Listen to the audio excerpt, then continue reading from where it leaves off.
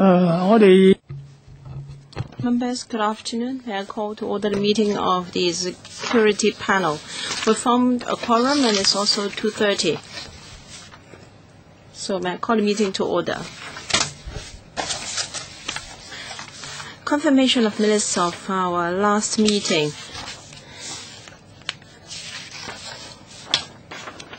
The minutes were circulated to members on the 30th of May.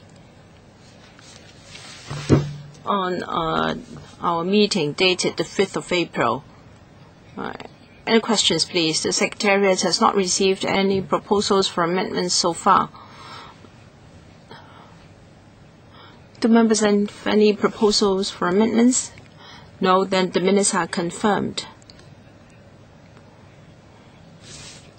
Item 2, information papers issued since the last meeting. We have none. But may I remind members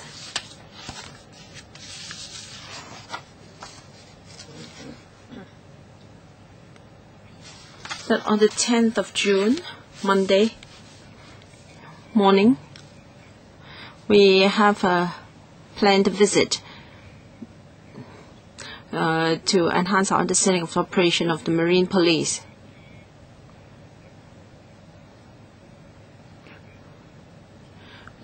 Because funding applications will be submitted soon on the high-speed intercepting craft. There will be a drill arranged for us. So please make yourselves available on the 10th of June, Monday. Ms. Lau?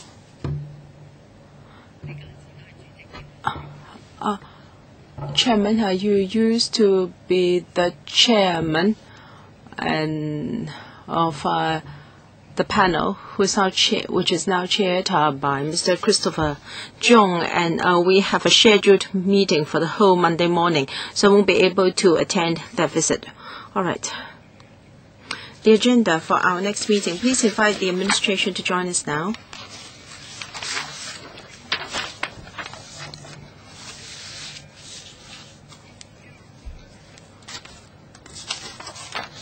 Please refer to our list of outstanding items for discussion, paper CB 1213/02.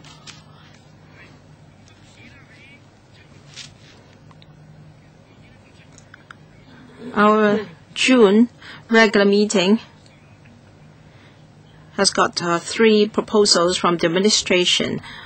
And they are review of interception of communications and surveillance ordinance. And then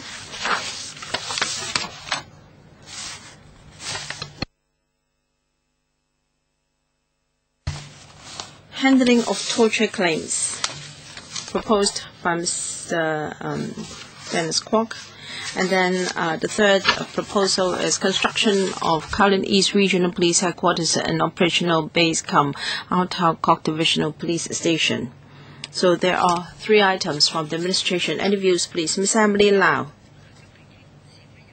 We're supposed to discuss protests and possessions, or am I wrong? Is my memory wrong? Well, I said that if there is any request, I can make arrangements. I remember receiving a paper on protests and possessions. Well, no. Haven't we decided to do that? Well, Secretary, can you please remind the chairman if you are suffering from dementia? Yes. There's a joint submission from 6 colleagues, including yourself, about a wanted person, Ms. Chen Yuk-feng, Ms. Melody Chen. It's on item 8 of our outstanding list. So we haven't decided with the administration when to include this in our meeting first. So it is on the waiting list. Well, I met the Undersecretary the other day, and I thought we were going to discuss this, and I said, "Wow, on the 4th of June, I don't think I have time to meet you." But then, well, if there is suggestion that we advance the discussion of this item, that can be considered. Now, I put this request to you. Can that be considered? I will discuss with the administration. Or if you would like to advance the discussion of this item, please. Yes, I want to discuss it before our summer recess. Anything more, Mr. Chen Kan-lam? But there are already 3 things for our next meeting. Well, I'll see to it. Well, if necessary, we can have an extra meeting. Well, I don't mind. We don't have a lot to do, so we can add 2 more sessions, for instance. So Ms. Emily Lau would like us to discuss police handling of cases in relation to public order events.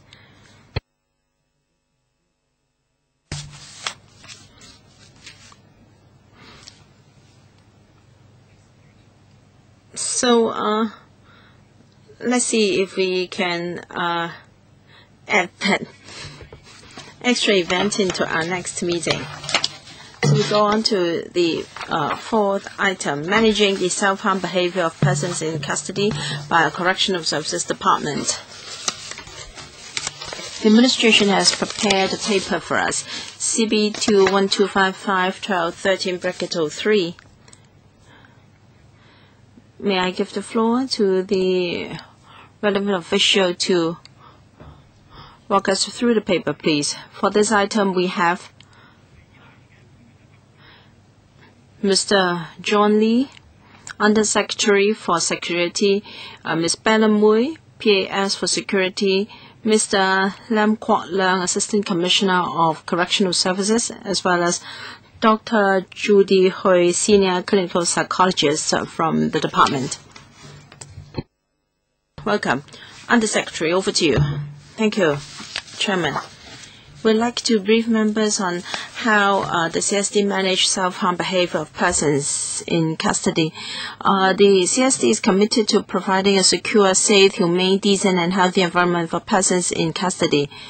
To help new inmates to adapt to institutional life, induction programs will be arranged for them. And then during the first month of custody, these inmates will be accommodated together with other inmates to help them adapt to the penal environment as soon as possible. To prevent self-harm behavior of inmates, many measures are taken, and they include early identification of persons in custody with self-harm risk, improvement of design of institutional facilities, training of relevant staff, and also publicity and counseling to the relevant inmates. Regarding early identification, all CSD staff remain highly vigilant while on duty and closely monitor the behavior of persons in custody, in particular those who have recently been admitted to penal institutions, so as to decide whether they have any self-harm inclination. And then they have this self-harm risk index to see whether there is any emotional instability, and so as to assess their propensity of self-harm. If necessary, referrals will be made to medical officers and clinical psychologists for further evaluation. Those assessed by medical officers or clinical psychologists to be emotionally unstable will be included in the medical observation list. The staff will visit those persons on the list at intervals not exceeding 15 minutes and maintain detailed record of the specific conditions of those persons for appropriate follow-up action. Many institutional facilities have been improved so that there won't be any potential hazards. Toilets, mirrors, and washing basins are made of non-fragile material, and to ensure that the fire service sprinkler cannot be used as anchor points for hanging, and then the bed will also be fixed to the floor. And gradually, old-style locks will be replaced by electric locks, so as to reduce the time spent on unlocking the cells and to facilitate a more speedy rescue. New recruits of CSD will receive basic training and will be trained on procedures of handling self-harm cases by persons in custody, and they'll be provided with the CSD staff information booklet. And then from time to time they have drills to ensure that they can respond promptly and effectively to rescue persons who have harmed themselves, and will also take further actions for self-harm cases of persons in custody. Counseling services will be provided and rehabilitation activities will also be organized. Inmates will be taught how to handle stress properly, and whenever there is an incident, CSD staff and clinical psychologists will offer appropriate assistance, and all fatal cases will be reported to the police. Usually the coroner's court will conduct an inquest into the death of each and every fatal case. The number of the self-harm cases come from different backgrounds, and the causes were also very complex. As before, CSD would take all necessary steps to ensure that inmates would not carry out self-harm, would not harm themselves. All right, we have a few members who ask follow-up questions, 5 minutes each. Mr. Dennis Kwok. Thank you, Chairman. My concern is if there are suicide cases in penal institutions, or if there are fatal cases, I'd like to ask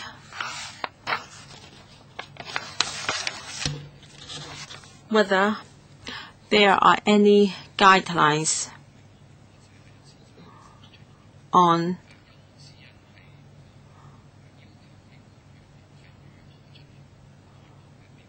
how to carry out internal investigation of such cases, and the factors to be considered as well as the procedures to follow.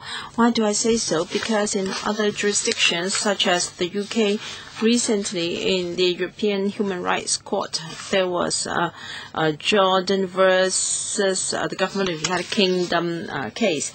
The European Human Rights Court made it very clear that in case of a fatal case during custody, a host of factors have to be fulfilled to ensure that the investigation is fair and independent. And in New Zealand, we know that when there are similar incidents, they have a set of internal guidelines for staff to carry out an internal investigation. And the ombudsman can directly monitor the investigation. And at the coroner's court, the independent and fair investigation report can be relied on, because it will be a while before a coroner's court will be convened after a fatal case. By then, many witnesses or evidence might not be that comprehensive, and memory might have lapsed, so it may not be possible to find out the truth. So an internal investigation is important in such cases. Thank you. Mr. Lee. First, I'll talk about criminal investigation before I give the floor to Mr. Lam to talk about internal inquiry. In Hong Kong, the police is responsible for that so-called internal investigation, because any death when in custody has to be reported to the police. And under the coroner's ordinance,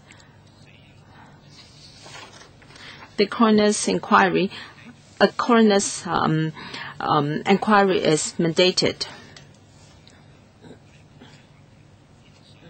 to ensure that it is the police responsibility to ensure that the evidence is admissible in court, and because the police is independent of the Correctional Services Department, they play an independent role. There is no problem of favoritism, and they will also satisfy the need of the court. I give the floor to Mr. Lam for details. Thank you. Regarding internal investigation, whenever there is a fatal case, we will set up an independent committee of investigation, asking a senior superintendent to be the chairman, and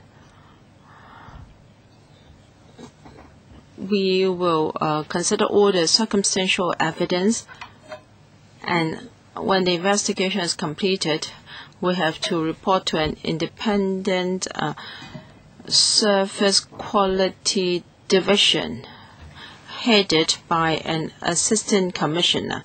And after the assistant commissioner has considered the report, it will be submitted to the commissioner for his consideration. So we will monitor the entire process and also verify each and every proposal made. Mr. Kwok, my question is, in writing that report and also in terms of the procedure of investigation, are there clear written internal guidelines? AC, Chairman, from what I know,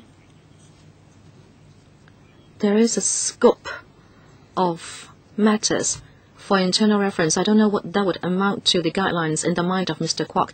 Can you let us know what document it is? Can you supply it so that we know whether it amounts to some internal guidelines? Okay, I'll go back and take a look. Mr. Chen Kam-lang. Thank you, Chairman. I'd like to seek more information. The paper mentions that in the first month, inmates are put together with other people, and 40% of these self-harm cases happen within the first month of custody. I'd like to know, at first admission, I'd like to know about the environment in the institutions. Would there be adaptation problems? And there are more self-harm cases involving female persons. Is it that they have more difficulty in adapting to the new environment? What about their emotional quotient?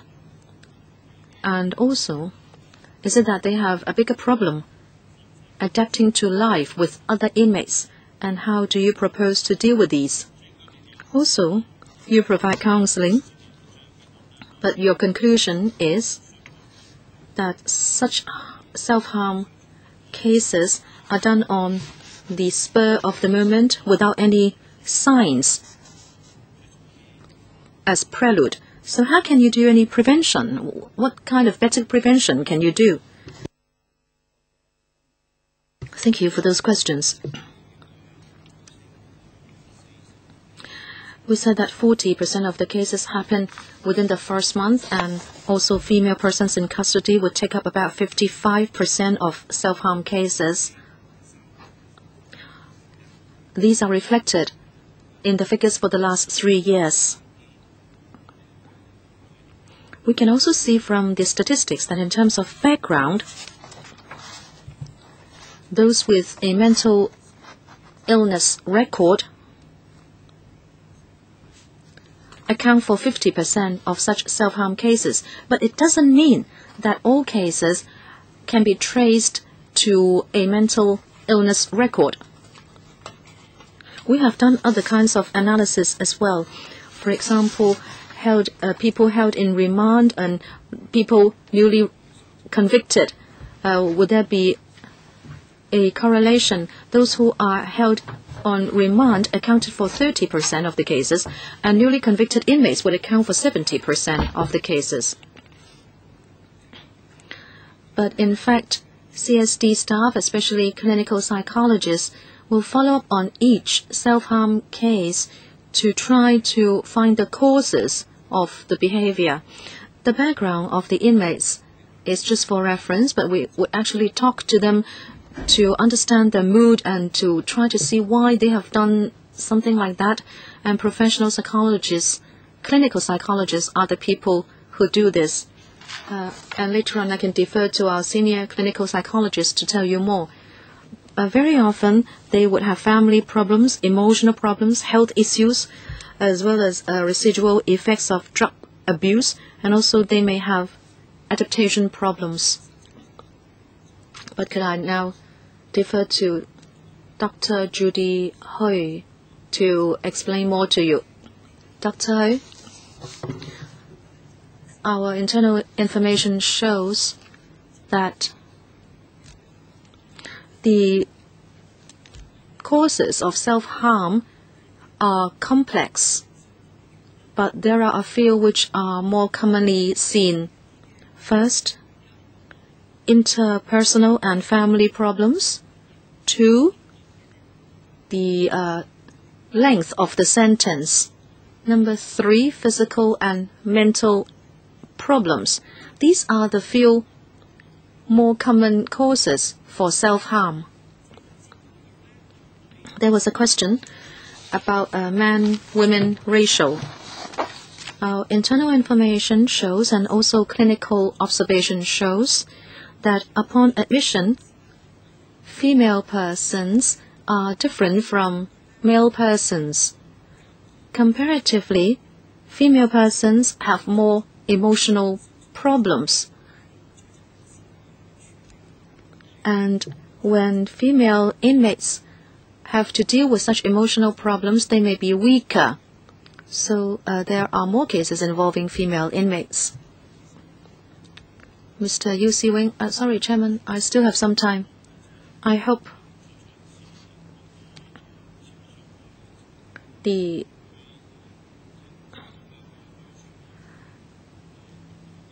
department would also look at the confinement environment. Does it need improvement? Who will take the question? Mr. Lam, the AC. During the first month of custody, we have seen more self-harm cases. We believe it has more to do with adaptation.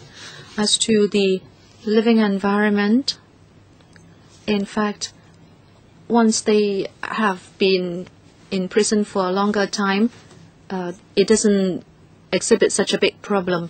Mr. Yu Si-wing, we looked at the causes of such cases. About 300 inmates were involved in self-harm cases in the last 3 years. You talked about family, emotional, health, and drug abuse residual problems. I'd like to know the percentage of such problems as causes for the cases.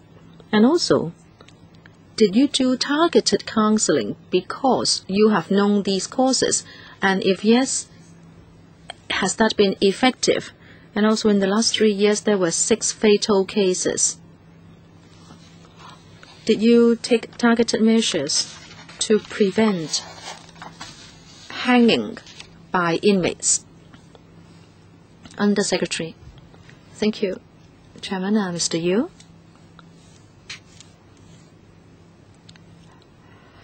As Dr. Hui said, we follow up on every case. But each case has its own special features. But as was said, the 3 more common causes are interpersonal relationship. That would take up 20 to 30% of the cases, but this is just a very rough figure. Secondly, the conviction and length of sentence. That would involve also adaptation and also having to answer questions from family members. That would account to 15%. Again, this is only a rough figure. As for physical or mental problem, about 1 or 10%. Now, why is that so? First, people who harm themselves, the majority of them would have emotional problems or a problem dealing with stress. We would try to help them, but they are not very forthcoming in explaining their own problem to us. But our clinical psychologists would design a counseling and medical treatment plan for them. I can ask Dr. Hui to give you more information. But before that, I'd like to say how we can prevent hanging and also self-harm done by inmates. First, if there are high-risk cases, we'll put them on the medical observation list. That means we would have to inspect them every 15 minutes. So there will be more attention and we would talk to them to see whether the situation has improved. And then we would take relative measures. Secondly, prevention. Therefore, we have said that in the design of the facility or equipment, we would prevent the shower sprinklers being used as anchor points. And also, if certain equipment cannot be taken out, so they cannot use it as an anchor point. And also, they would go to windows to try to make them into anchor points for hanging. We have been to other places to find so-called safe windows so that they would not be able to use it as an anchor point. But Hong Kong is hot and humid, and we are still investigating into the situation. And an improved design is being looked into. Hopefully, Hong Kong can design our own safe windows so there will be less chance for hanging by inmates. I'd like Dr. Hui to talk about counseling. Sure, Dr. Hui. Chairman, our frontline staff, if they detect self-harm cases or tendencies for self-harm cases, we will be informed. And if we receive news of such cases, we will do an in-depth psychological assessment of this inmate to try to understand their emotions and also their mental state, the adaptation to institutional life, and also their view on conviction and length of sentence, their character and also family background, in order to analyze risks of self-harm. According to the needs of each case, we will design an appropriate counseling plan to help them relieve negative emotions and help them to take a positive look at the situation so as to reduce the risk of self-harm. If this person has stabilized emotionally, clinical psychologists would meet them regularly to follow up on these cases.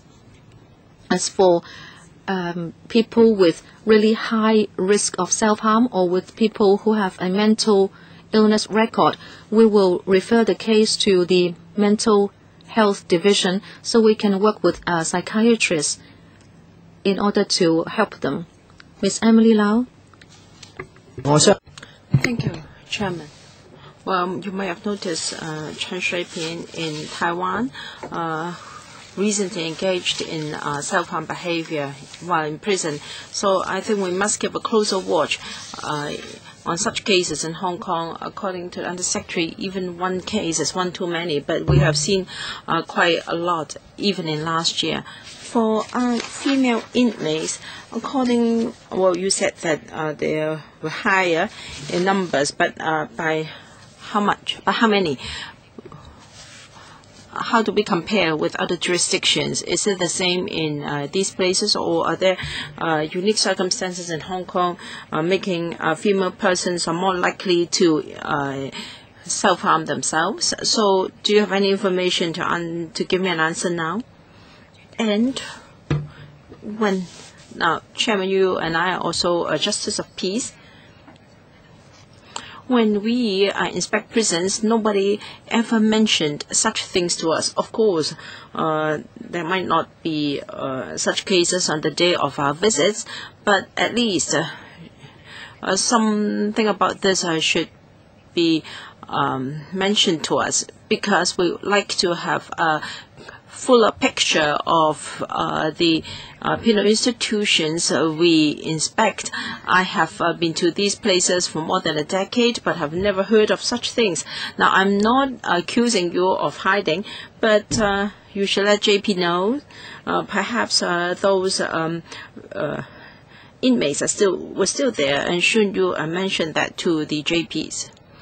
Undersecretary, thank you. Regarding reporting self-harm cases to visiting GPs, well, that is worth considering. We'll ask CSD to consider the feasibility. This is an excellent idea.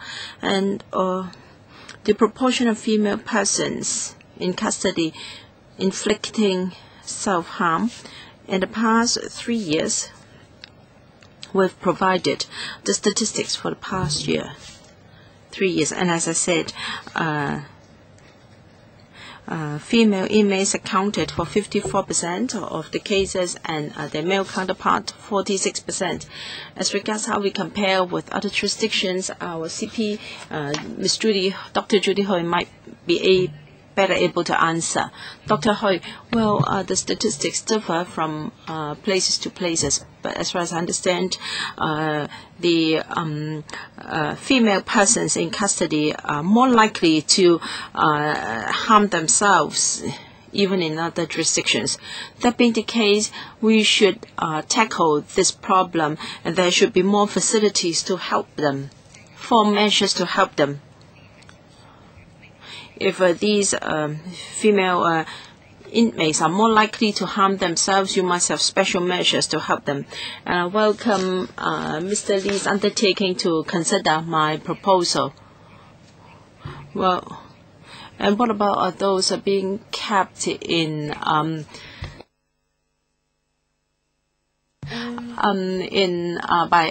isolated wards?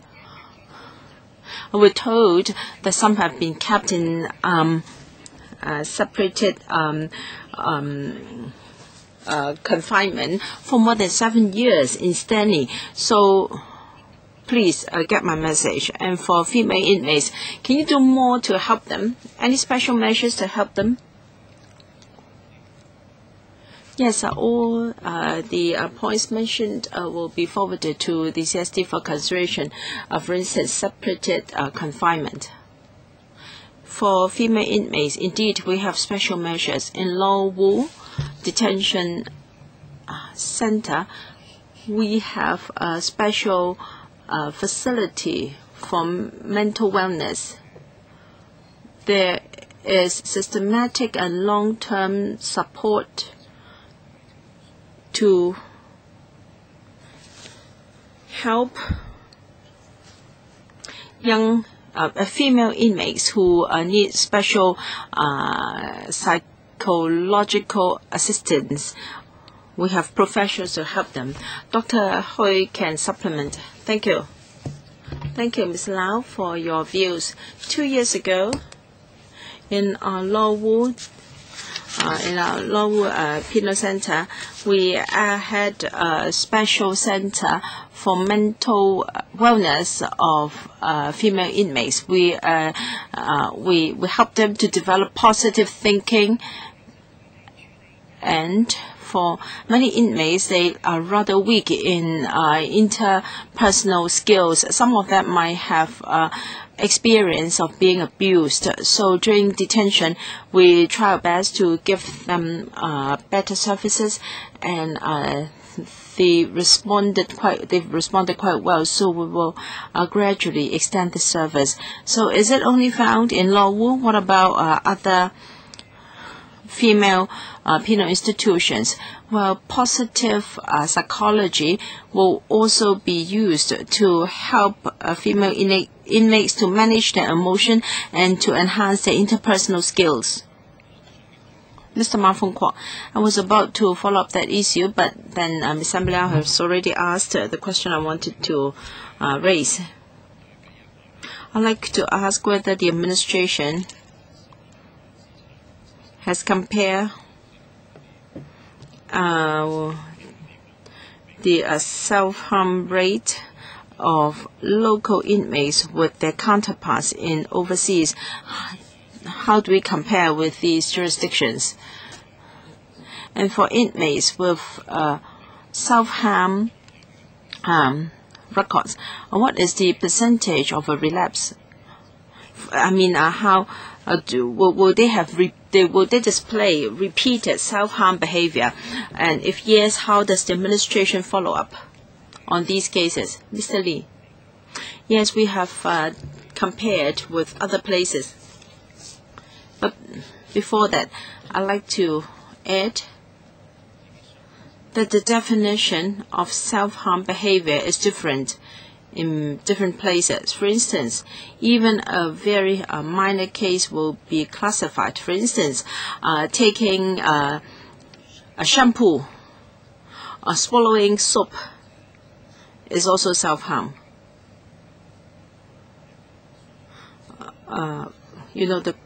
The comb, the teeth, swallowing the teeth of combs.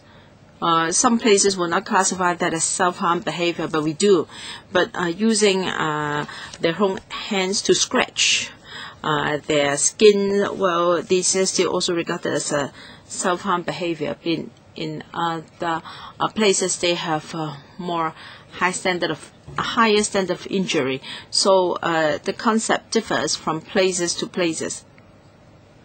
So, of course, a more definite comparison is death rate. There is no controversy about this.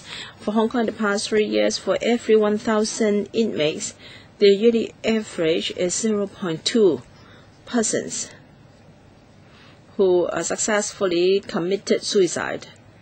The death rate or fatal rate is 0.2% per 1,000. But for Queensland, well, in 2012 it was 0.4, double that of our rate, and South Australia 0.6, and the more serious situation is in Canada 1.3, England and Wales 0.76.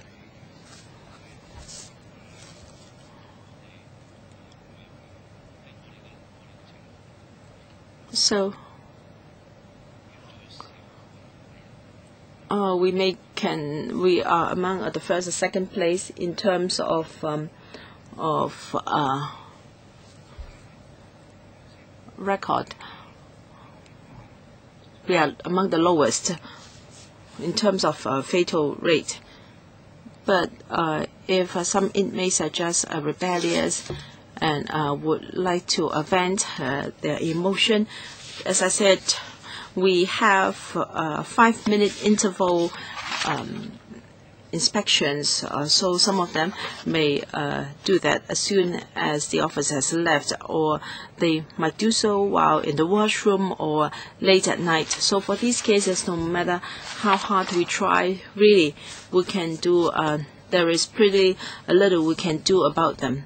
But the training we give to our staff is, first they must be able to respond well and effectively to these cases, and for each and every case we analyze the cause.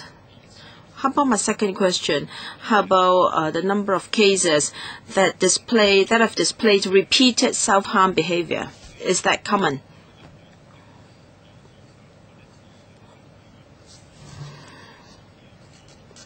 The display of repeated self-harm behavior, according to my memory, the number is very, very low. But quite recently, there are cases where young female inmates have, a young female inmate has repeatedly displayed the self-harm behavior, although the injury is minor, maybe scratching the skin or using hard objects to injure the body. Usually she claimed that it was because of poor communication with a family or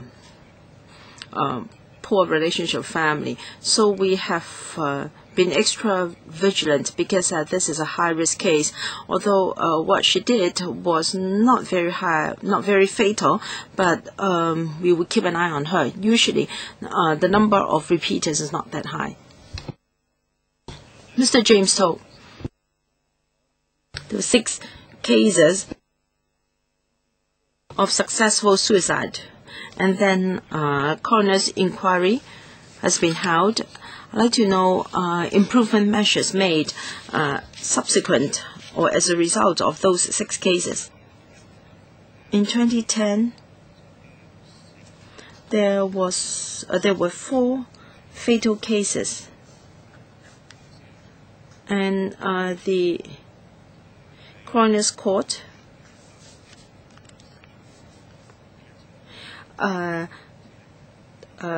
conducted an inquest into these 4 cases together with another case that happened a year before.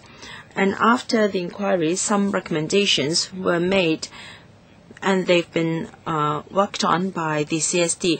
And let me tell you about the recommendations. First, it is recommended that when ambulance is called, there must be a staff member at the gate to open the gate at once so as to allow a smooth entrance of the ambulance. This is not controversial and has been implemented. Secondly,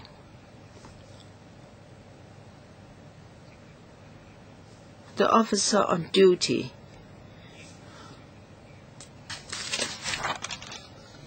has got a medical observation list, and it is recommended that conditions of the cases be put more specific on the list. So this has been done. And third, enhanced training for frontline staff, and this is done at the point of recruitment and as well as while in service. With enhanced training on how to handle possible cases of suicide. And fourthly, whether we can have any replacement for bed sheets. We have done a lot of research on this. All over the world, penal institutions face a similar problem. Well, bed sheets should of course serve their purpose as bed sheets, but at the same time, they should not be used as a tool for committing suicide. So far, no such material has been identified, but the study will go on. Fifthly, a change of shift. The CSD must ensure that there is sufficient supervision of inmates. And sixthly, when there are more inmates, then the manpower for patrol and quality of patrol must be increased. So a calculation, a formula has been made according to the penal capacity. So all these recommendations have been followed up on. Right, 43 cases of hanging from 2010 to 2012. Let's disregard the 9 cases in 2013.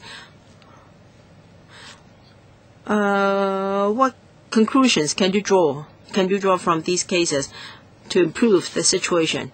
Well, as I said, first of all, we will identify the high-risk cases to put them on our observation list so that our colleagues can keep an eye, can keep track every 15 minutes, and they will also be referred to clinical psychologists. And in the design of our penal institutions, we must remove all possibilities for inmates to use the facilities for anchor point for hanging. And in case of an incident, sufficient support and timely rescue also needed. So we have this booklet for all CSD staff to let them know how to handle suicide or attempted suicide cases. And around the clock, there are officers on call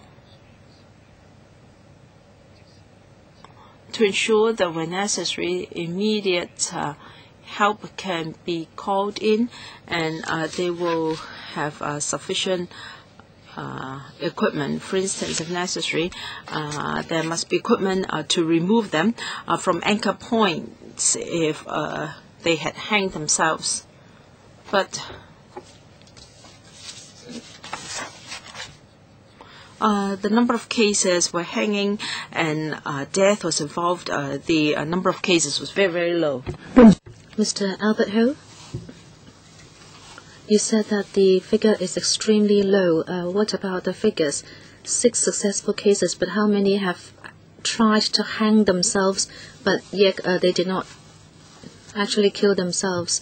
Would it be 10? Can I ask the AC, Mr. Lam, to answer? Time has already passed, so please be very brief. My observation is that apart from those who have actually attempted to hang themselves, in fact, some would feign the desire to commit suicide by saying that they were unhappy with our refusal to give them another towel or another cigarette. Mr. To was asking for figures. Those who actually were able to put a loop around their neck. Now, 6 have actually died. But what about those who have been saved? Just give us a figure. In 2010, 15 cases which were stopped. 2011, 12, 2012, 16. Okay, Mr. Frankie Yick, you left me out. It was my turn. Sorry, your name was crossed out. Sorry, Mr. Ho. Chairman.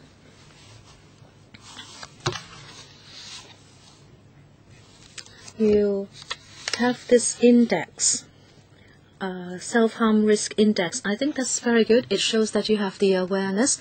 So you have this tool to help you observe the signs of self-harm. But I'm worried about the ethnic minorities. Do you have separate figures for them? And how do you cross the language barrier? Dr. Hui, you may be very hardworking, but can you really communicate with them? Undersecretary. Chairman, thank you, Mr. Ho. First, let me address the point of the risk index that you mentioned, and also the main points of our observation. Experience tells us that this is necessary, and I thank you, Mr. Ho, for commenting on this. We will work even harder in this regard. And Dr. Hui, can you give more information? Chairman, Mr. Ho mentioned the ethnic minorities and the language barrier. We have interpreters, so there is no difficulty communicating with them. As for the self-harm risk index, it is an identification tool to help us identify people who have the potential for causing self-harm so we can help them early. But, Chairman, I'd like to know whether you have separate figures for the ethnic minorities who are involved in self-harm. I'm actually talking about those who do not use Chinese or English. The AC, Mr. Lam. Chairman, today we have an inmate population of 9,200, and about 16% 16 to 17% of them are ethnic minorities. As to how many of them cannot use Chinese or English, I don't have the figures here. But institutions do provide interpreters or their consuls. The institutions themselves have the figures, but I don't have them. What about those involved in self-harm? Do you have separate figures for ethnic minorities? I don't have them at hand, but Chairman, I can say that since I have been in the same position in the last few years, I can't really recall any number involving ethnic minorities. Mr. Ho, you say the first month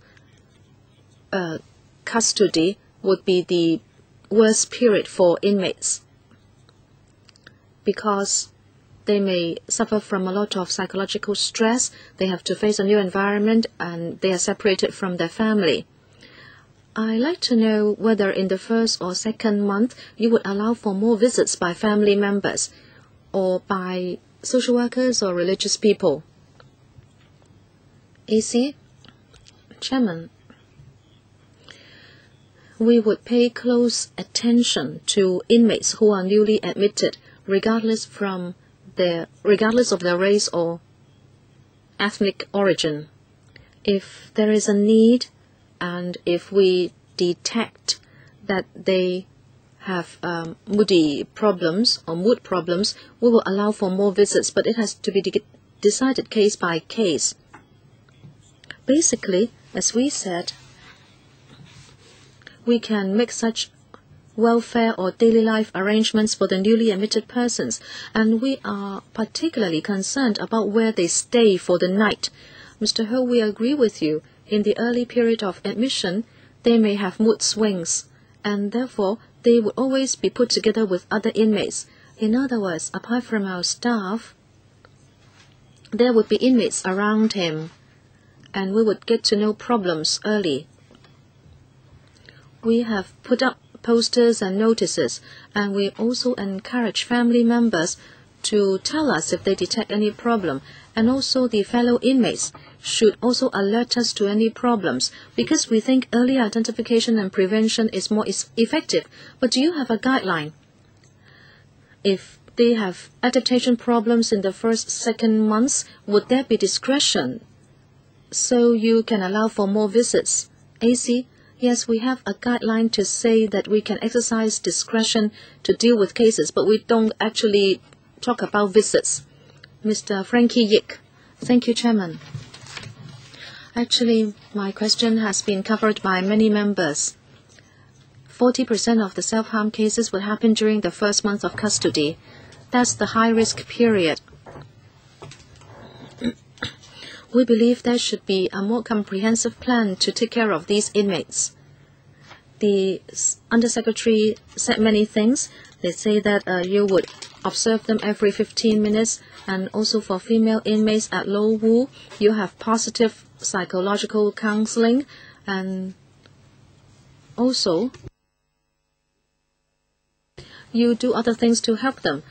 But as Mr. Ho was saying, can you not exercise more discretion for these high-risk cases? In fact, I'd like you to give me a more comprehensive reply, maybe in writing, how you target these new inmates, and what kind of program do you have to take care of them, so there would not be such cases. You mentioned different things, but do you have a comprehensive, a package of actions? Let me try to answer the question. In fact, yes. As we said, first of all, there would be an induction talk for each person.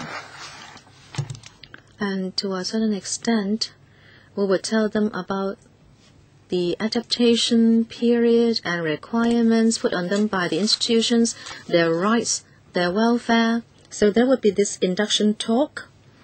And the second measure is, as we said, that they would be put together with other inmates, that is in a big cell. And also in each institution there is a rehabilitation officer who has the task to particularly look after new inmates. He would try to see whether there are particular personal needs, and also he would be told how to make a complaint and also his rights, etc. And there would also be publicity and activities organized. The activities are for them to deal with their stress and also adaptation, and also how they can lead a life in the company of other inmates.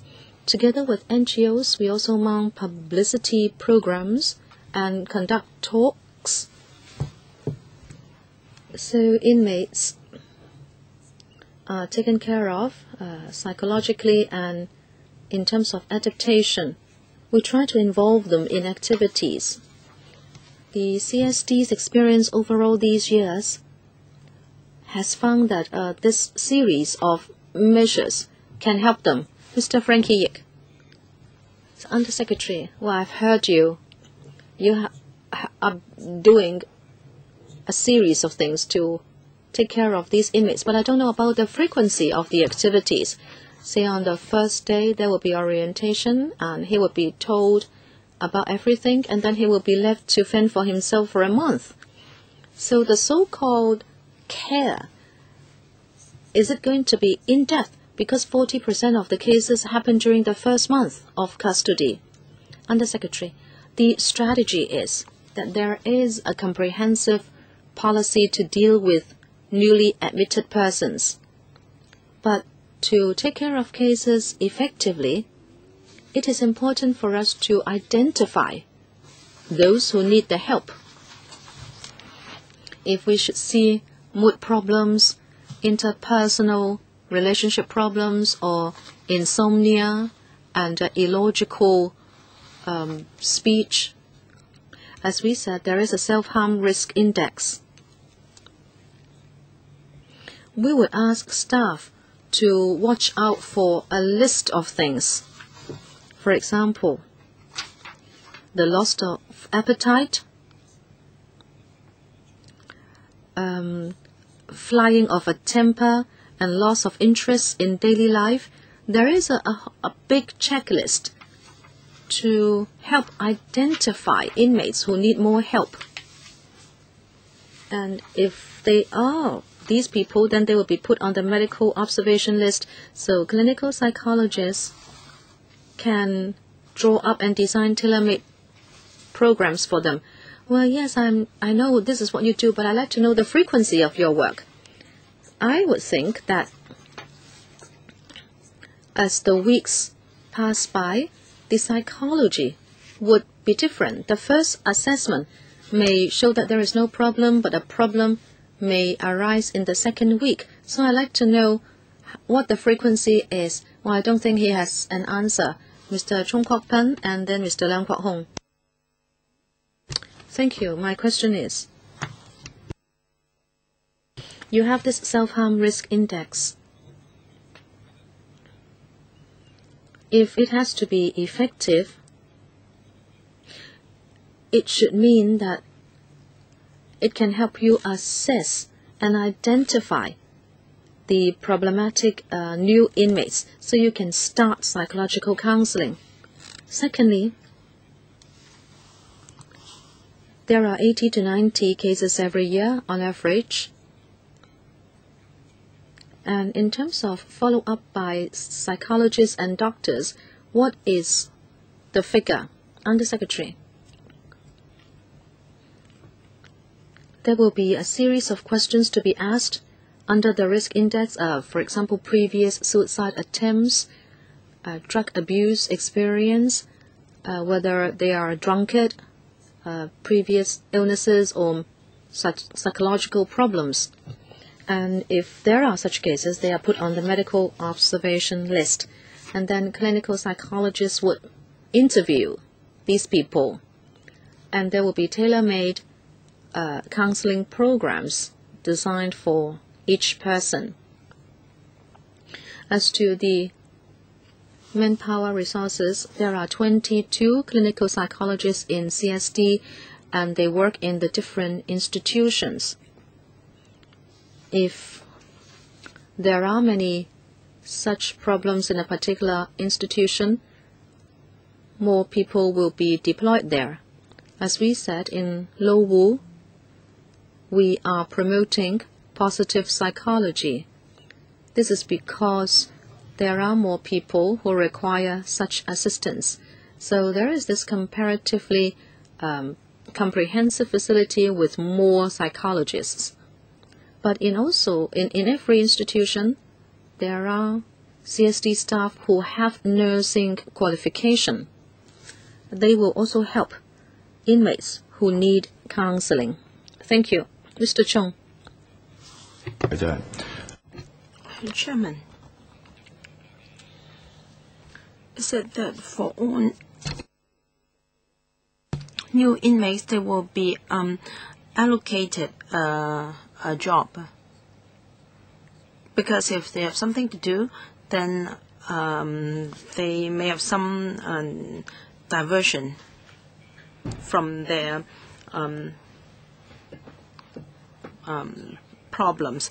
Well, under the ordinance, all persons in custody has to work, but for those on remand, he can choose to work or not. Still, we encourage them to work, so that if they have work to do, then there may be diversion from their own problems. Okay. Mr. Leung Kwok-him, to be followed by Mr. Wong Yuk-man.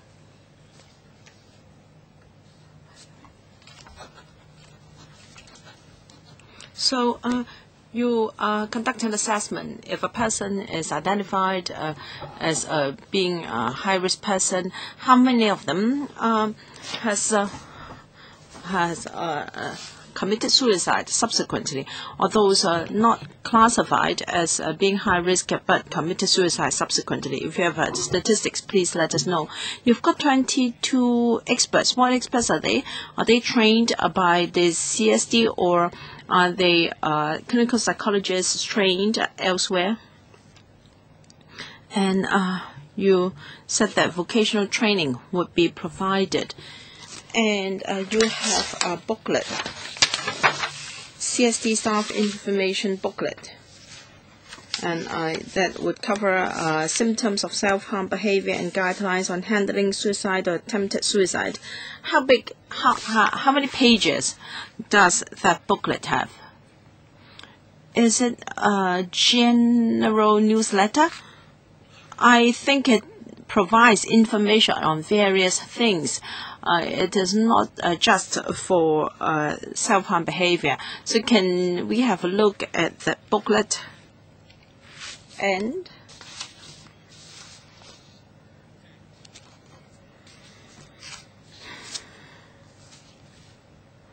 have you considered, now if a person is suffering from very serious problem, can he be given probation, or that is a day off from that penal institution, so that he will not be trapped? Of course, you can take that from the 1/3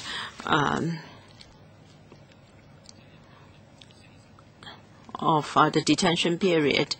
You can count that in,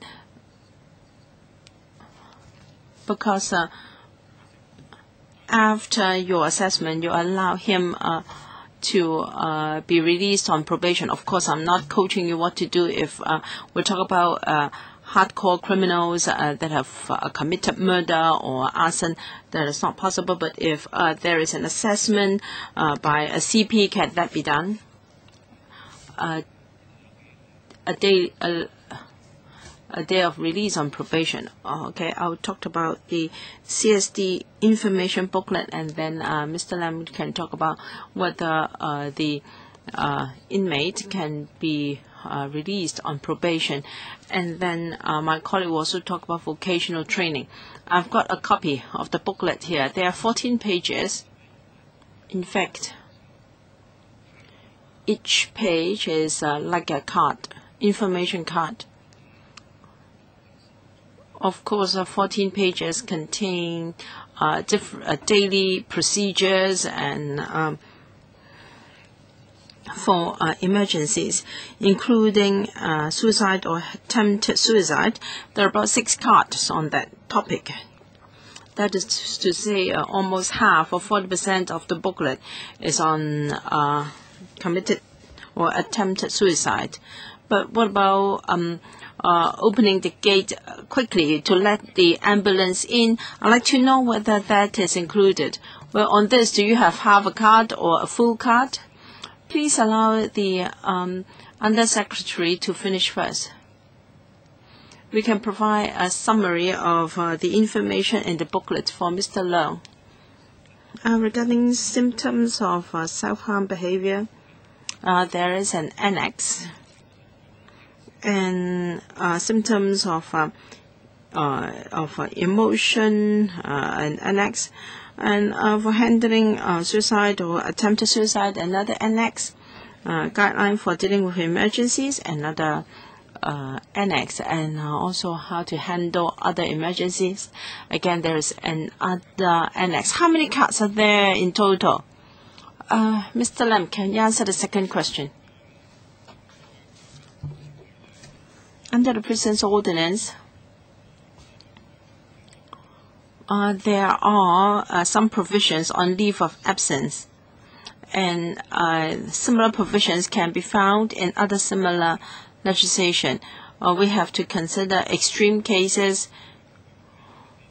whether there can be authorizing power to allow inmates to a short period of absence and leave as required. Of course, the duration is specified in the law. We have to assess the security and risk to society. For instance, if there is no serious security consideration, and if an inmate has got a family member who's just passed away, and if he would like to attend the funeral, that can be granted on compassionate ground. Well, the inmate be allowed to a short period of leave. Well, I've never considered this, but we really have to think about it. But there is a security considerations. Dr. Hui, we have 22 clinical psychologists holding either a master or doctorate degree on clinical psychology. Right, Mr. Wong Yuk-man, to be followed by Ms. Elizabeth Kwok. Well, last December, Mr. Dennis Kwok had an oral question, and the Undersecretary read out the written reply, and in fact the content is more or less like what we have in the paper today. Yet that was half a year ago, and we've seen no progress whatsoever. Well, to collate statistics for the Secretary to reply, and again this paper is pretty similar. There is even no minor adjustment. You just have to check against the reply to that question. You should at least show us something new. Unfortunately, this is not found. Now you say that those who are in custody may be depressed and may have suicidal tendencies. I think that depends on the persons concerned. And the staff, will they be always vigilant as you claim? I really doubt. The booklet you mentioned, where they are just on paper. The CSD staff have a very heavy workload and high pressure. Will they really take extra care to keep watch over some inmates and be so concerned to check whether they show any abnormality in their speech, whether they have shown depression? Well, I don't believe that CSD staff are so caring that they would really keep watch over the inmates to ensure that they will not commit suicide. No, this is just window dressing. There's no improvement. So, in paragraph 6 of the paper, you mentioned self-harm risk index, and that will be used to assess the self-harm propensity of the inmates, and the index was compiled by clinical psychologists and have been used by similar institutions all over the world. But places are different. Have you directly copied what they have? This is the first question. Do you have anything? Have we adapted the index in order to suit our local circumstances? Have you done that? Have you done any adjustment to the index? And I'd like to know when the index was first used. Has there been any review since its application? And in the past few years, have you got cases that were rated as low risk but subsequently committed suicide or self-harm behavior? And secondly, I want the administration to give me statistics on self-harm behavior displayed by inmates in separate confinement, because according to to research, separate confinement will impose grave psychological harm on inmates. Secondly, there is suspected abuse of separate confinement. On the one hand, you want to prevent self-harm behavior. On the other hand, you are abusing the system of separate confinement, which will be more likely to result in self-harm behavior. So, I want an independent appeal mechanism to ensure that separate confinement would not be abused. Mr. Lee, thank you, Mr. Wong, for your questions.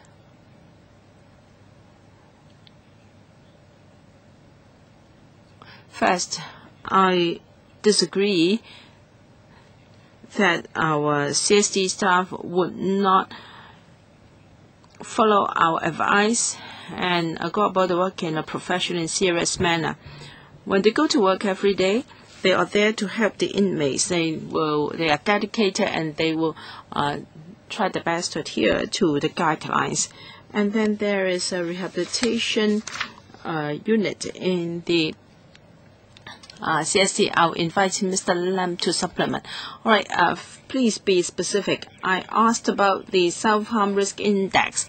I'd like to know, have you ever reviewed the use of the index, and whether any persons have been rated as being low risk but committed suicide subsequently? And please do not respond to my criticisms. It's meaningless. Dr. Hui? Thank you. The CSD has considered the unique circumstances of Hong Kong and added local elements to the index. For instance, we have a risk factor, and that is a record of psychiatric treatment. In Hong Kong, such a record is quite commonly found in inmates with self-harm behavior. So this has been added to our index.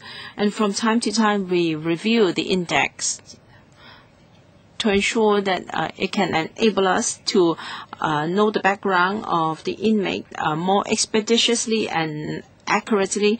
The database is directly linked to this index, so that the person conducting the assessment will know very quickly whether there was any to know about the record of psychiatric treatment and follow-up. Ms. Elizabeth Kwok. Well, the number of cases is varying. In particular, it is more frequent or common among female persons in custody. Frequently, we hear that these inmates need the support of family, and perhaps that will be the greatest help for their rehabilitation. And according to Dr. Hui, there are many clinical psychologists and social workers to help. I studied family, and I studied the marriage and family therapy, and I think family therapy perhaps would be more useful, but of course this is not yet confirmed. I'd like to ask whether you've considered the provision of family therapy. Would it even be more effective, and has the CSD considered providing family therapy? I'll invite Dr. Hui to reply. Thank you. The cause of self-harm behavior in each case is different, and therefore the assistance needed. After a clinical psychologist has done a comprehensive assessment, if we're of the view that that family therapy is needed, we will consider that. Our intention is to provide the most appropriate means to help the persons in custody. Mr. Kwok. Well, if we just consider the psychological state or behavior of the persons concerned, we may not be helping them to solve the most fundamental issues. So provision of family therapy is perhaps a way out. I hope that the administration can give further thoughts if there are family therapists around to help persons in custody in this area. That may be quite useful. And some family members of inmates have reflected to me that the frequency of meetings for between inmates and their spouse and young kids is not sufficient. Now, if the female inmate has got young kids who would like to meet her or to visit her, are you talking about the mother wanting to visit the inmate, or the kids are wanting to visit the mums in custody? All right. Yes, the frequency of visits is governed by law, and we have half-day sessions to allow kids to spend time with mums. They will be given a more amicable environment with toys for the child. It would be a more comfortable environment. I have been to such a visit, but how frequent are these half-day sessions? We would look at the applications. If I remember correctly, in the first 3 months, we will allow half-day session from the first to the third months, but I don't know about the figures. I have to take another look, because for a woman with young kids, it would be important, a kind of very strong encouragement if the woman can see the young children.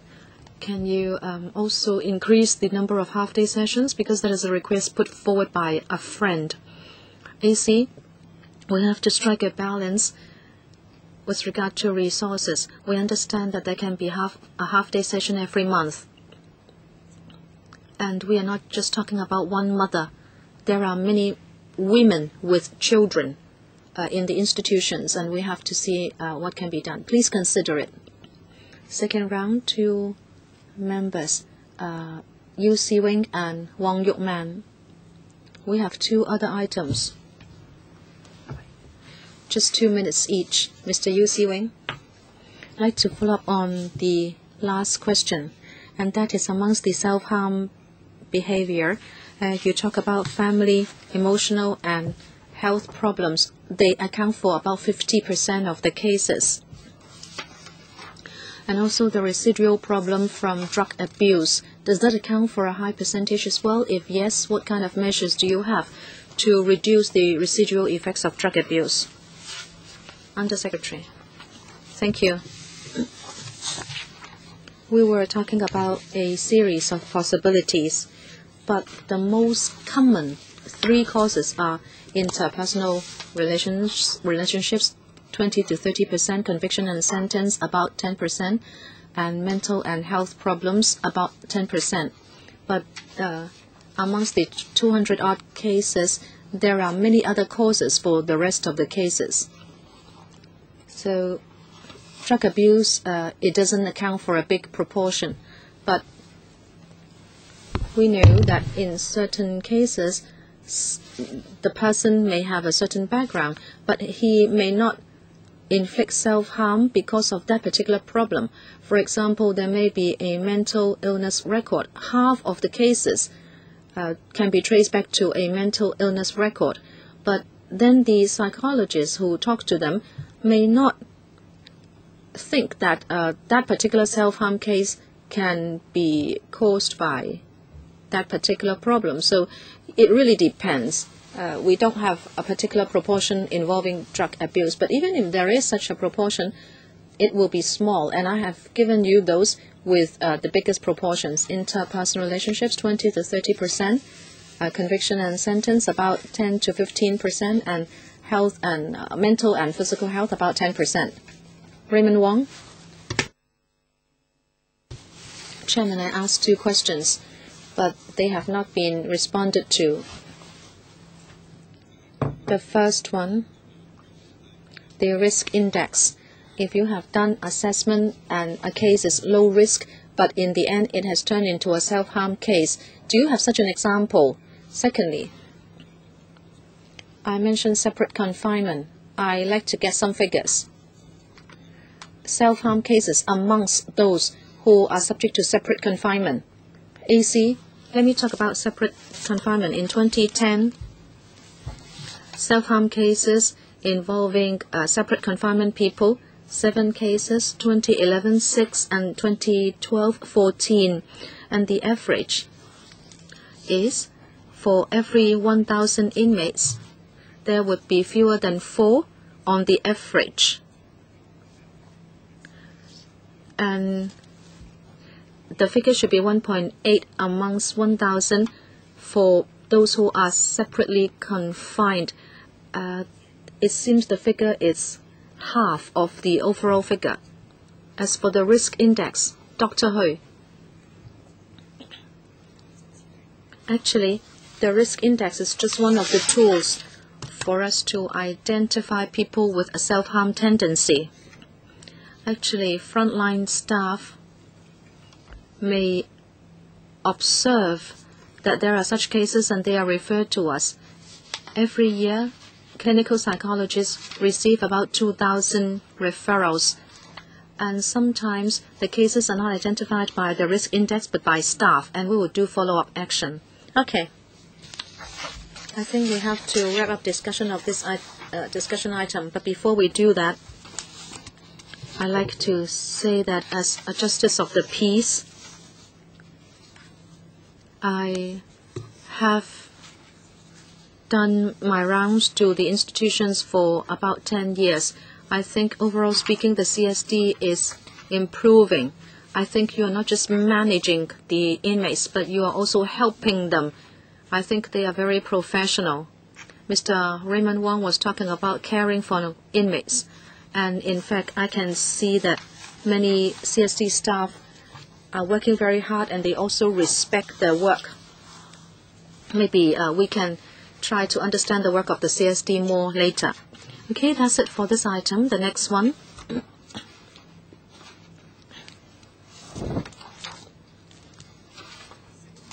The operation and review of the sexual conviction record check scheme.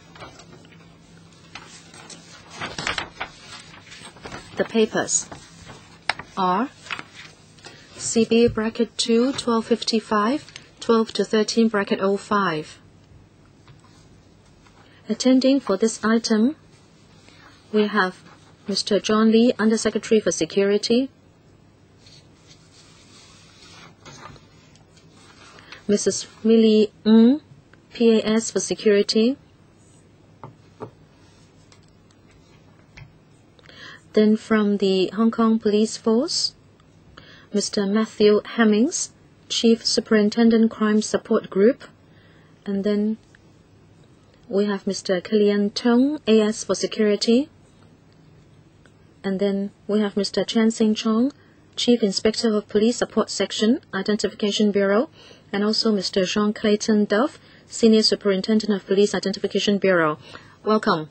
Can I now ask the Undersecretary to take us through the paper, but I must apologize because the last discussion was a little long, so can your introduction be kept very brief, and then we would like to take questions from members. Right? Undersecretary, thank you. The Sexual Conviction Record Check Scheme was launched on the 1st of December 2011. The response was overwhelming, and it has operated since then, and it has met our expectation, and in fact the application numbers have continued to climb. And as to the actual operation, I will ask Mr. Matthew Hemmings to introduce it to you with a PowerPoint. The Secretary for Security and also the police have already consulted the stakeholders and have also made improvements. Stakeholders support the scheme. They think that it is effective and there is now more protection for children and MIPs. And the concerns of the stakeholders are the processing capacity of the scheme and also the contingency measures during the peak, and also whether the procedures for application can be streamlined. All the views are included in the paper. With regard to these views, we have already adopted an active stance to respond and also to do follow-up. We understand that there is now a bigger need for application, and that is why last year we have increased our staff from 8 to 17, and counters have increased from 4 to 9, so that we can tackle the increased demand. There is a view saying that there should be more publicity and promotion of the scheme. We agree that we should work harder in this respect. Apart from conducting talks and the traditional kind of publicity, we have already written to 3,000 organizations or private tuition schools to ask them to be our partners, so that there would be more publicity for participation. We have done our part to do improvement and also to improve the effectiveness of the scheme, for example, to increase staff encounters at our offices to tackle the peak demand in the summer last year. Still, we agree with stakeholders that we should continue to monitor the situation and also to, first of all, provide the checking or verification record for prospective employers. We believe that the scheme is particularly causing concern in terms of processing capacity. We are of the view that we should do it gradually. First of all, we should look at the capacity before we seek to expand it to cover other people. The police is now looking at a computerized program in order to boost the capacity of the scheme. For example, that applicants can submit applications online, and so that there would be less time spent at the office. Depending on the resources required, in the next stage, we will try to also cover employees seeking a renewal of contract. Can I now defer to Mr. Hemmings? Yes, please, Mr. Hemmings. I can only give you 5 minutes. I'm now going to brief the panel on the operation of the Sexual Conviction Record Check Scheme, the background to the scheme, and an overview of the main components, and also some measures that the administration has adopted to improve the services. In February 2010, the Law Reform Commission published a report, Sexual Offence Record Checks for Child-Related Work, Interim Proposals, following thorough discussion and extensive public consultation. The report recommended that the administration should establish an administrative mechanism to enable checks to be made in respect to those persons who undertake child-related work or work relating to mentally incapacitated persons, to ascertain whether they have criminal conviction records in relation to previous sexual offences. The administration accepted the proposals, and the scheme was implemented on the 1st of December 2011. I would like to stress that the scheme presently covers prospective employees and is voluntary. The main objective of the scheme is to prevent previous sexual offenders from obtaining the trust of employers by deliberately withholding their past sexual conviction records and molesting children or mentally incapacitated persons again through contact with them in the course of their work. The scheme provides employers with a reliable channel through which they may ascertain whether applicants of child or mentally incapacitated person-related work or employment have any previous convictions against a specified list of sexual offences. The scheme aims to help reduce the risk of sexual abuse to children or mentally incapacitated persons and gives them better protection.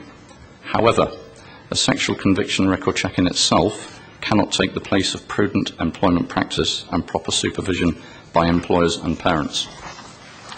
Looking now at the operation of the scheme, with the strong support from employers, particularly those in the education and social welfare sectors, the scheme has received an overwhelming response since its implementation. As at the end of March this year, the SCRC office has processed approximately 46,000 applications for checking.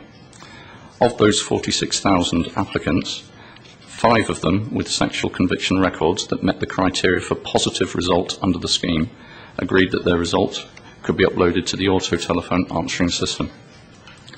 There have been a total of approximately 56,000 successful calls to the auto telephone answering system to date for checking results.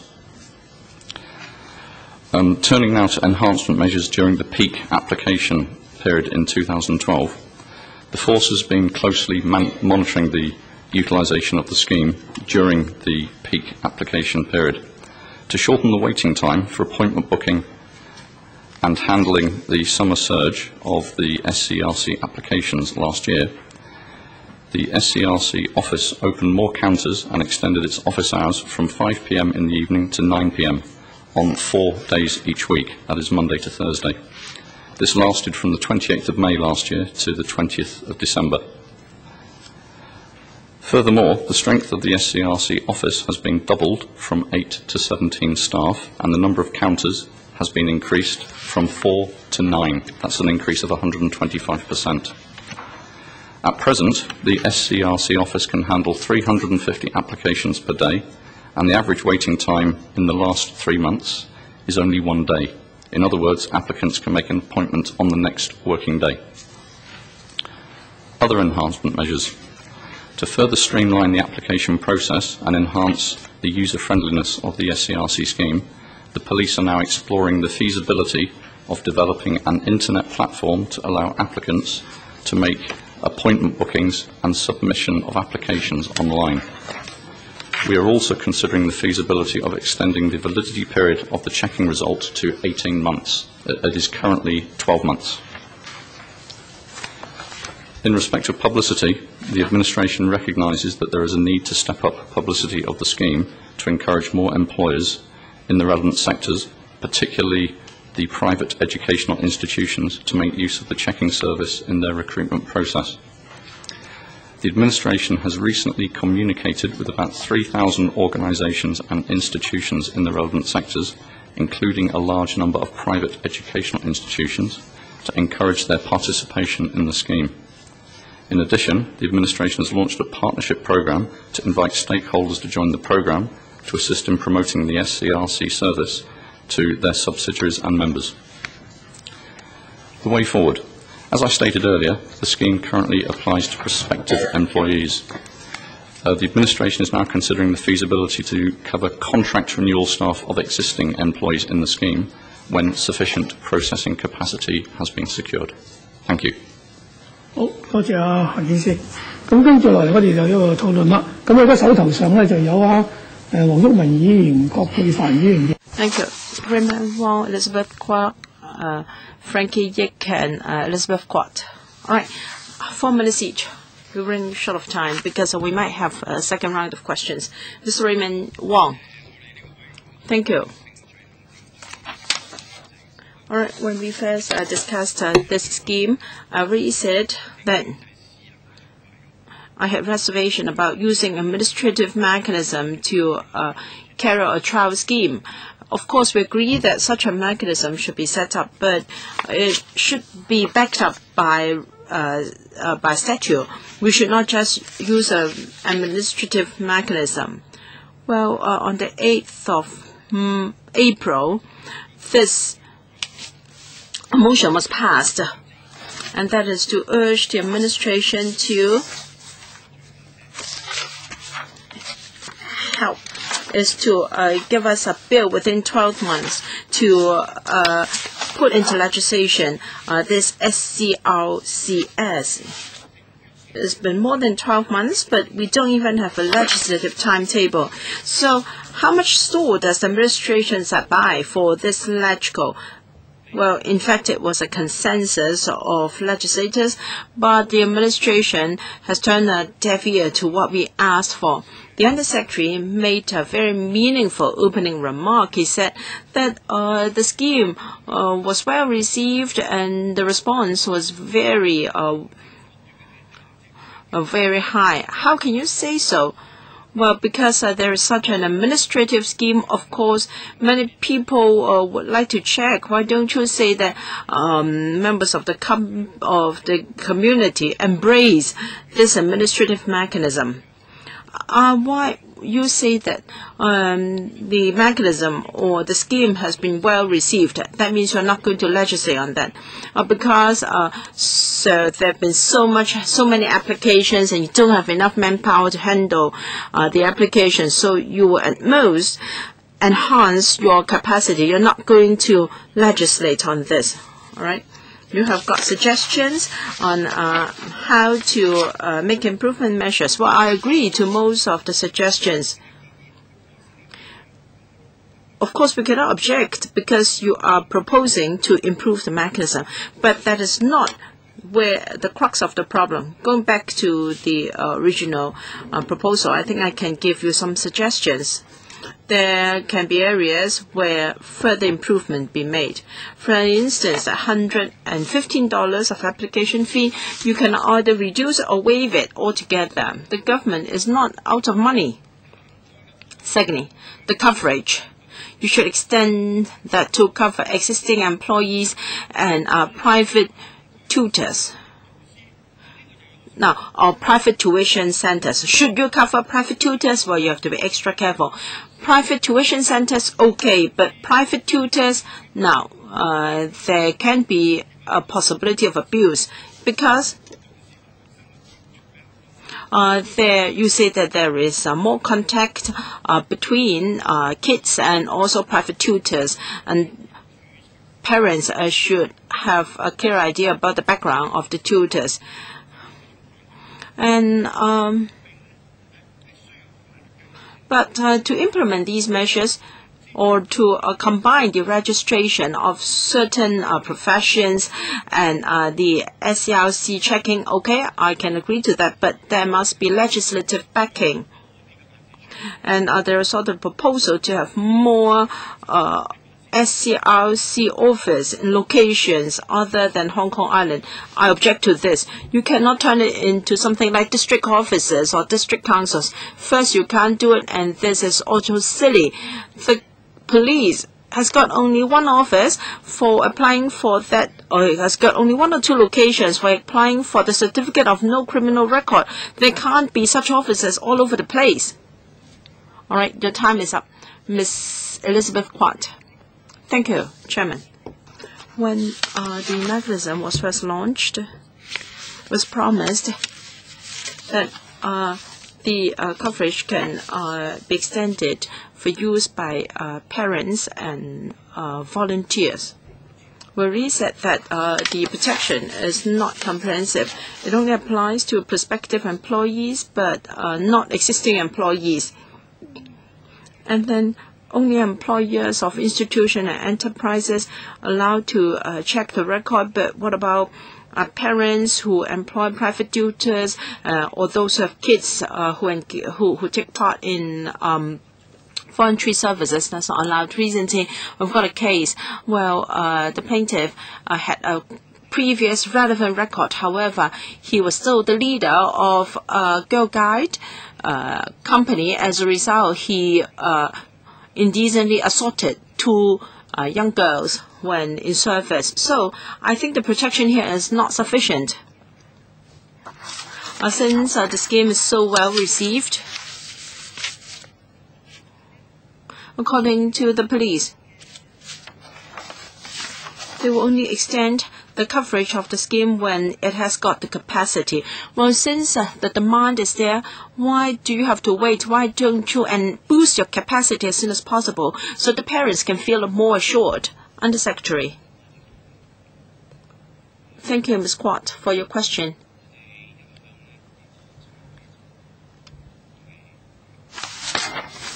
Well, we've always wanted to implement the mechanism in phases. There is also the recommendation of the Law Reform Commission.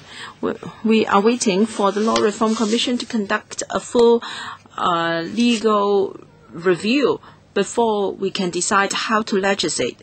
Prior to that, well, the administrative mechanism has to face several issues. First, how wide the scope should be.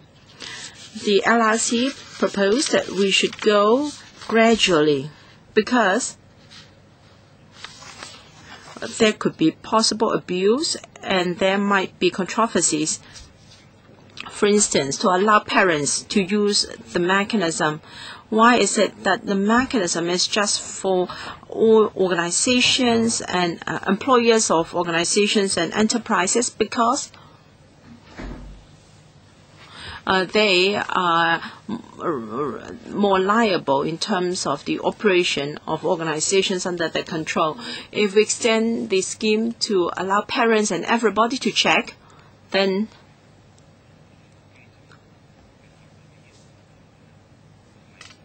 it's not easy to ensure that the check is really within the objective of the scheme, because we have to comply with two personal privacy principles. First, the person to be employed must be in frequent contact with children or mentally incapacitated persons, and to provide service habitually at private premises. Well, it's difficult for us to ascertain whether this will be complied with for individuals to check. And secondly, the data can only be used for job seeking, and it cannot be used outside that purpose. And we only focus on employment related to children.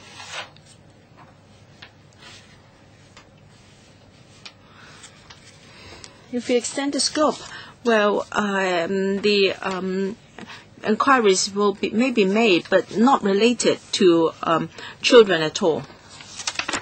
Mr. Fatnikik, I'd like to seek clarification. Para 6, it is said that with the strong support from the education and social welfare sectors, however, 8B says that 80% of the private educational institutes surveyed had not used the service at all. So have they been covered in the education sector you mentioned in Para 6, or you just talk about private tuition centers here? Assault of children is a serious offense, and there can be profound impact on the kids themselves. Given that the government is not without resources, I share Ms. Kwok's view. The coverage should be extended as soon as possible so that parents can feel more assured. In paper CB21255-06, it is mentioned that proprietors of private tuition centers are not eligible to make applications. Now, if I like to send my kids to a private tuition center, well, I don't know whether my kids will be taught by the proprietor or by private tutors.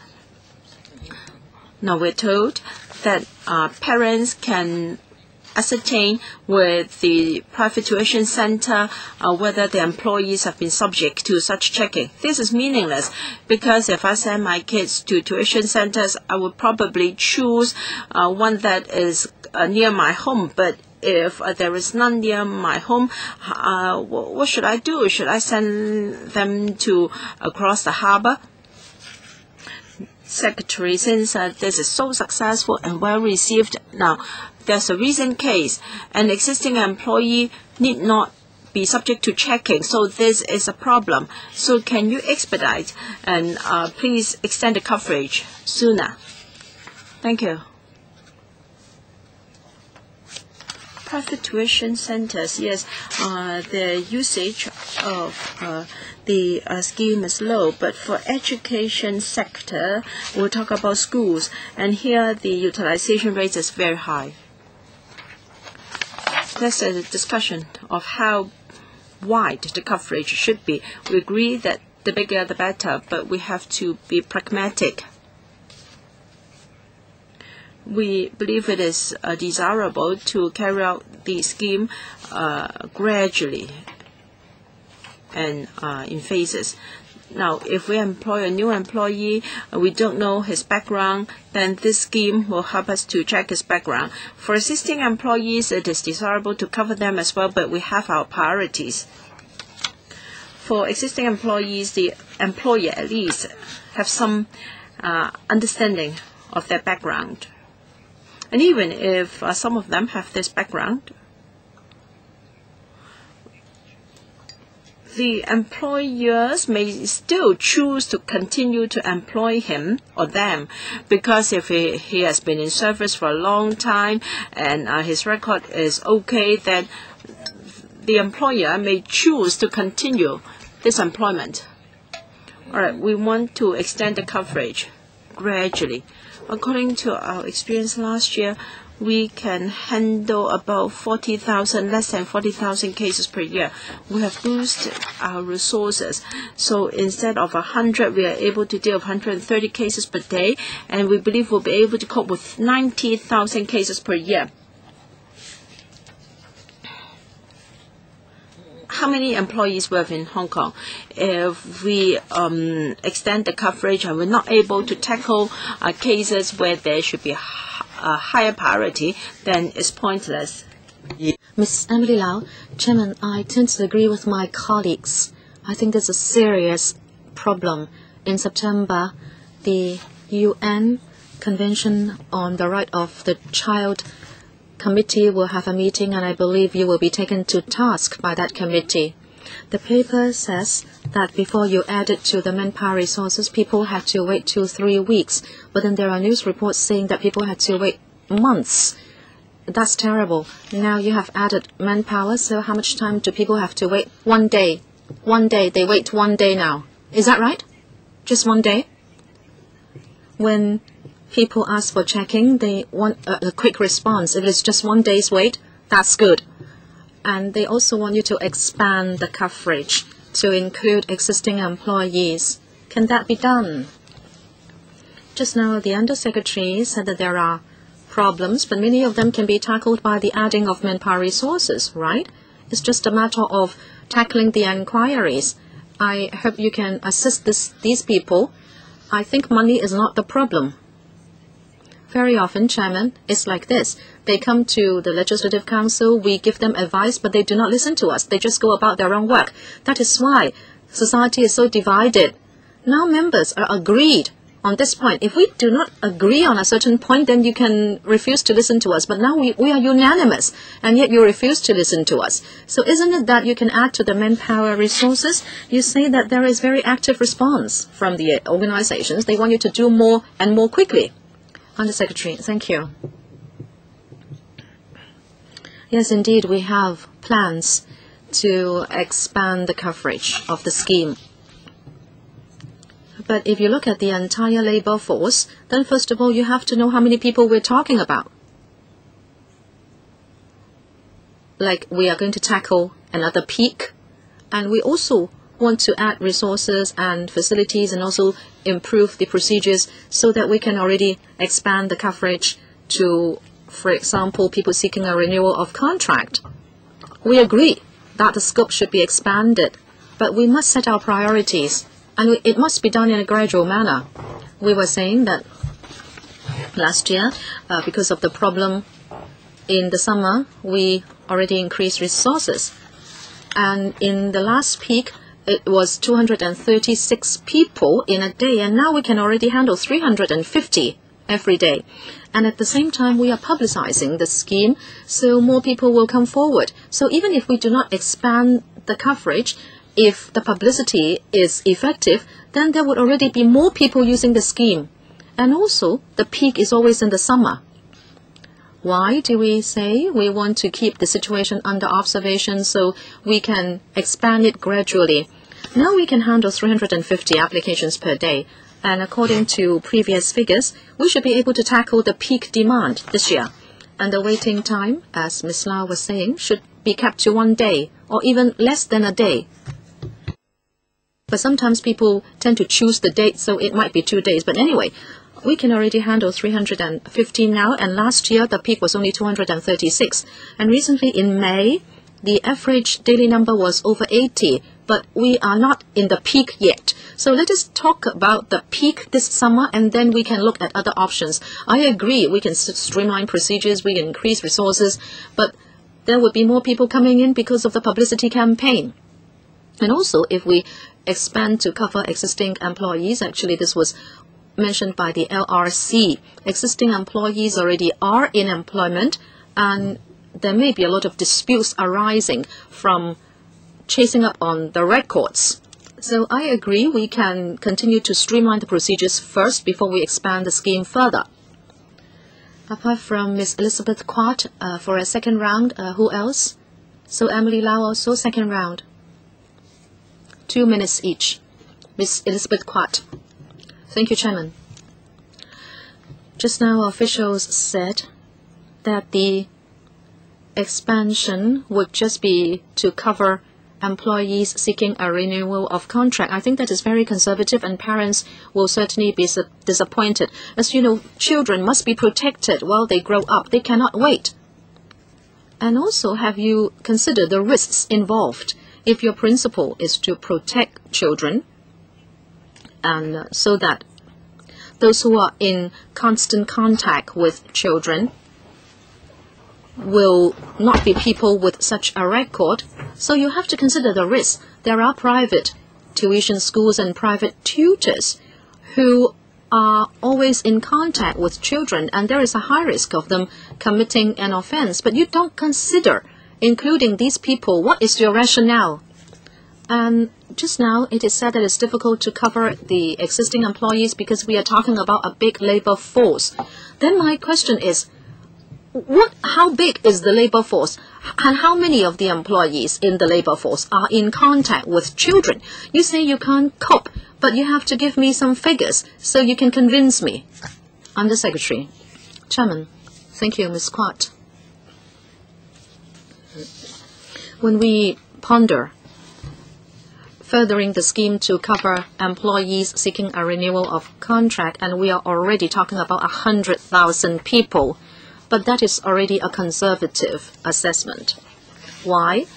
Because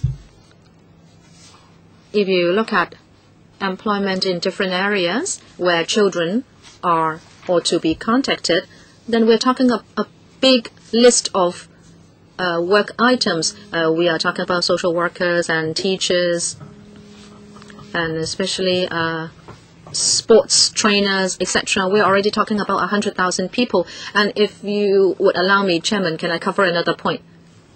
Indeed, this scheme is helpful for the protection of children because employers now know the background of employees.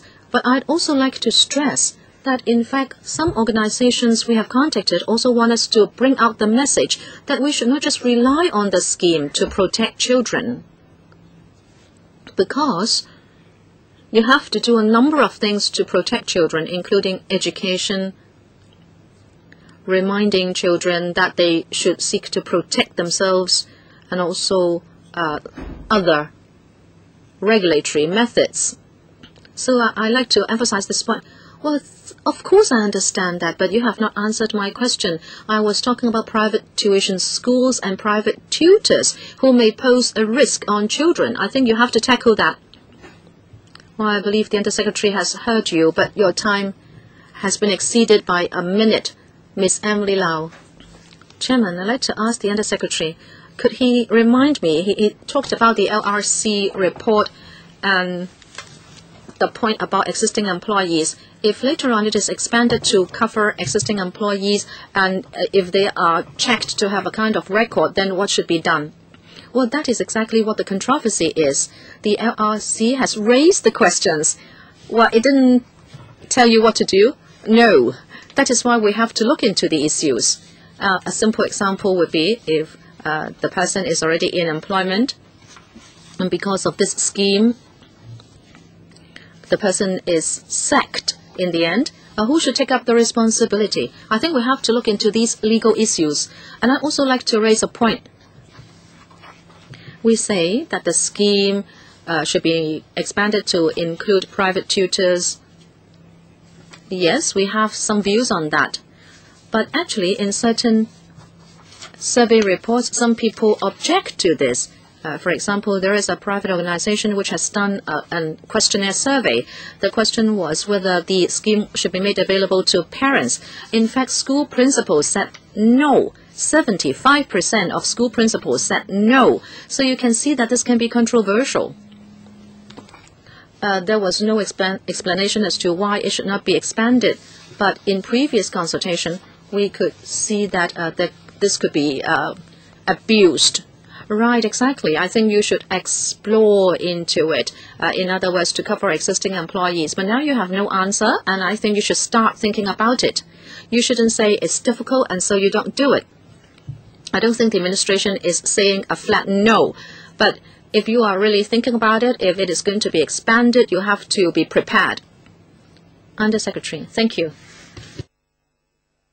Certainly, that is the direction that we want to expand the scheme. And we have said clearly that we would do it in a gradual way. We are also setting our priorities. As to the present situation, now if employees are already in employment, it is an employment dispute that may have to be tackled. And we have to think about how we deal with this major issue. But we need time to seek the advice of different parties. Last member, Mr. Frankie Yik. Thank you, Chairman. A short point. In the paper, you say you want to expand the scheme, but the paper mentioned a figure of 200,000 and you just said 100,000. You are worried about resource problems, but as a parent, I will be worried if I send my children to a tuition school. When you say you want to do it orderly and gradually, can you quicken your pace? Because I think parents need the scheme and service in despair. Well, I think the message is clear. Yes, we will respond in an active way to take relative action. Thank you. Okay, that's it for the discussion on this paper. And last item, AOB. Nothing under AOB. The next meeting will be held on the 2nd of July. That's it. Meeting is adjourned. Thank you very much.